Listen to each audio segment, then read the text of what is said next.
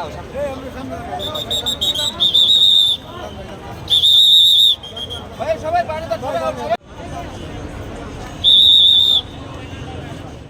জানেন আমি গণ অধিকারের দপ্তর সমন্বয়ক ছিলাম।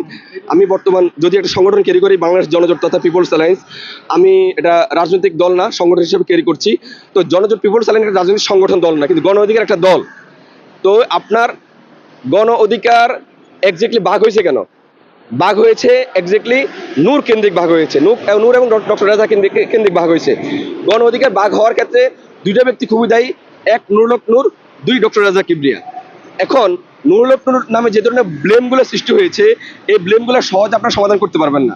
কারণ যদি আপনার মোসাদের কথা আসেন, যদি আপনারা যদি কোনো একটা প্রান্তে যান, যদি বলে যে ভাই নুরুল হক নূরের বিরুদ্ধে যদি একটা দল দাঁড়ায়, তাহলে সে প্রথম প্রচারটা করবে যে দেখেন মোসাদের দালাল ইহুদিদের সাথে তার হাত রয়েছে। তাহলে একজন মুসলমান সে কখনোই মানে মানে ধর্মীয়ভাবে সে কখনোই ওকে সাপোর্ট দিবে না। অতএব সেখানে ঠিক এই জায়গায় কিন্তু নুরুল হক নূর বিভাজিত হয়ে গেছে।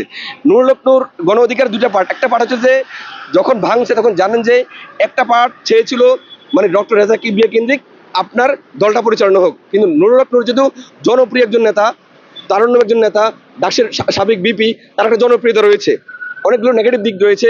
অতএব আমি মনে করছি নুরুল হক নূরের উচিত ছিল উদীয়মান একটা দল, এই দলটাকে ঐক্যবদ্ধ রাখা।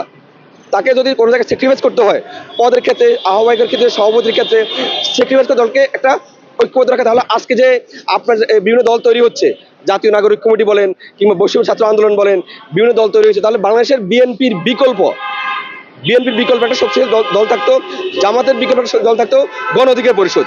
তার মানে মনে রাখতে হবে নুরুল হক নূরকে কেউ না কেউ উস্কানি দিচ্ছে, কেউ না কেউ তাকে ইঙ্গিত দিচ্ছে, কেউ না কেউ তাকে নাচাচ্ছে, এবং সেই জন্য গণ অধিকার ভেঙে গেছে। এবং আগামীতেও দেখবেন গণ অধিকার শুধু দুই ভাগ না, আর কত ভাগ হবে, একমাত্র নুরুল হক নূরের মানে ব্যর্থ রাজনীতির কারণে, ব্যর্থ নেতৃত্বের কারণে আমি মনে করি। বিষয়টা কিন্তু লজিক্যাল, মানে according the rule, according the law. যদি আপনি বলেন যে এই দলের সভাপতিকে, তখন বলবেন যে সভাপতি ডক্টর রেজা কিবরিয়া।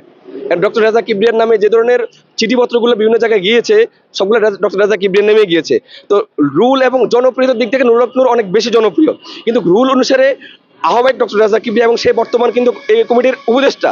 অতএব তারা কাগজপত্র অনুসারে দাবি করছে, যেহেতু আহ্বায়ক ডক্টর রেজা কিবরিয়া ছিল, ভাগ হয়েছে তাকে কেন্দ্রিক, অতএব সেই রুল অনুসারে তারা দাবি করছে এটাই সত্যিকার গণ অধিকার পরিষদ। আর এখানে কাগজপত্রগুলো হয়েছে ডক্টর রেজা কিবরিয়ার নামে, মানে তারা রুল এবং আইন অনুসারে কথা বলছে।